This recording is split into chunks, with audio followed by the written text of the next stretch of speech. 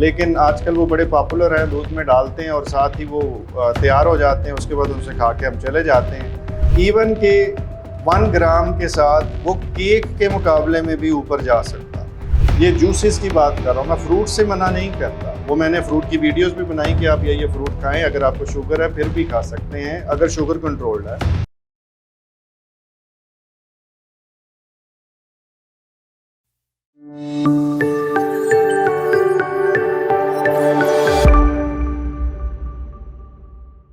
Sugar के अंदर कौन सी ऐसी अच्छी डाइट है जो शुगर के लिए अच्छी नहीं है?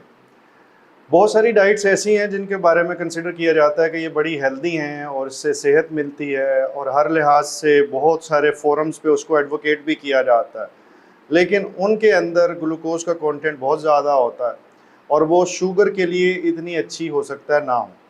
मैं कुछ कॉमन डाइट उनके बारे में बातचीत करूंगा, उसके अंदर कैलोरीज कितनी हैं, उसके अंदर ग्लाइसेमिक इंडेक्स कितना है। यानी ग्लाइसेमिक इंडेक्स जो मैं पिछली वीडियोस में भी जिक्र कर चुका हूँ, उसका मतलब ये है कि उसके अंदर से ग्लूकोज कितना निकलता है। एक लुकमे में अगर हम सब्जी खाते हैं तो कितना ग्लूकोज निकलेगा, और एक लुकमा अगर हम केक का लेते हैं तो कितना ग्लूकोज निकलेगा।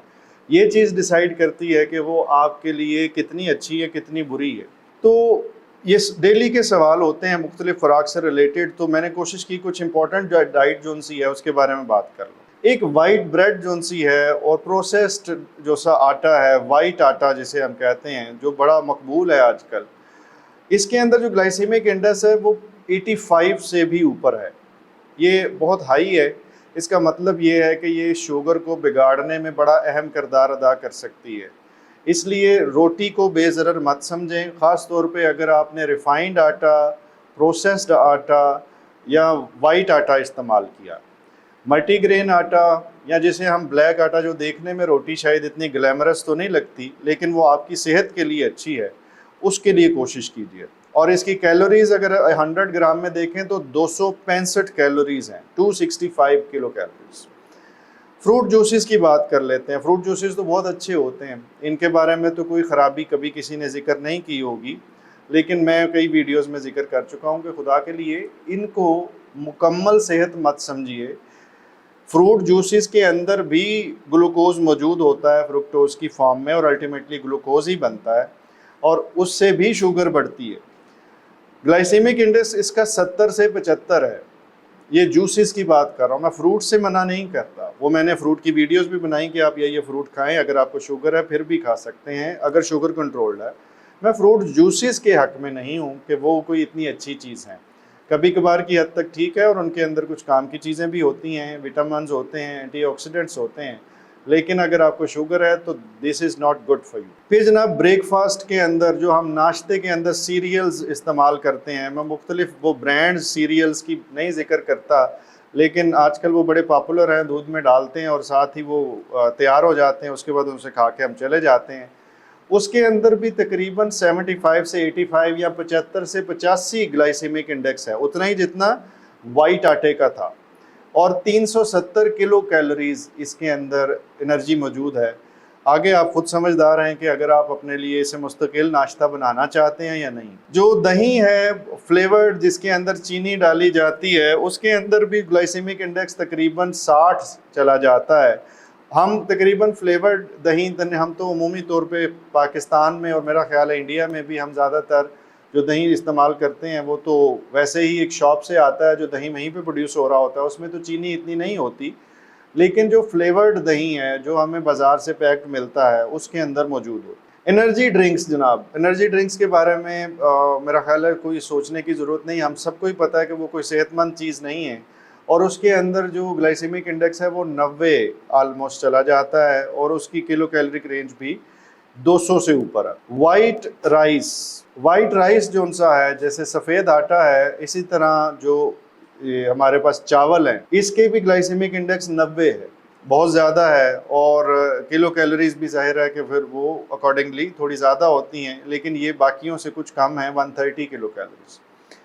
फ्रेंच फ्राइज़ के ऊपर बात कर लेते हैं। हमारे हर घर के अंदर ये फसाद जो सा है पिछले 20-25 सालों के अंदर दाखिल हो चुका है, और हमारे सारे बच्चे जो हैं वो फ्रेंच फ्राइज़ खाए बगैर जो सा है अपनी दिन मुकम्मल नहीं समझते। और उसके अंदर जो हमारी ग्लाइसेमिक इंडेक्स है वो 75 है और जो उसके कैलोरीज हैं वो 312 हैं। अब ये सोचिए कि हम अपने बच्चों को ना सिर्फ ये कि शुगर ही डाइट दे रहे हैं, हम कैलोरीज भी इतनी दे रहे हैं और फिर वो खाना अलहदा खाते हैं, जिसके नतीजे में आजकल बच्चे मोटे हो रहे हैं। और हमारे बचपन में बच्चे इतने मोटे नहीं हुआ करते थे। इसकी वजह ये नहीं कि हम खाना नहीं खाते थे, इसकी वजह ये है कि आजकल जितना ये फास्ट फूड, जंक फूड और उसके साथ कुछ एडिटिव्स हैं, यानी कि ये जो फ्रेंच फ्राइज़ को तो कुछ गिना ही नहीं जाता कि ये तो कुछ नहीं खाया, खाना तो अभी खाना है, लेकिन उसकी जो सी कैलोरिक वैल्यू है वो 312 है, 300 से ऊपर। ड्राइड फ्रूट जो उनसे हैं जनाब, इसके ऊपर ड्राई फ्रूट शायद सबकी तरह मुझे भी पसंद हो, लेकिन इसका जो ग्लाइसेमिक इंडेक्स है वो भी 70 है और कैलोरिक इंटेक भी 280। पेस्ट्रीज और केक के बारे में अगर मुझे कुछ बताना पड़े तो मेरा ख्याल है कि ये फिर मेरे ऑडियंस के साथ ज़्यादती होगी, क्योंकि मैं पहले भी इनके साथ बहुत दफ़ा बता चुका हूँ कि इसका ग्लाइसेमिक इंडेक्स भी 85 से ऊपर है और इसकी कैलोरिक वैल्यू 400 है। सो केक सोच समझ के खाइएगा अगली बर्थडे पे किसी के। अल्कोहल के बारे में जनाब, अल्कोहल मुख्तलिफ़ किस्म की है, बियर से लेके कॉकटेल और ऑल दैट, इस लिहाज से उसका किसी एक फ़िगर देना मुश्किल है।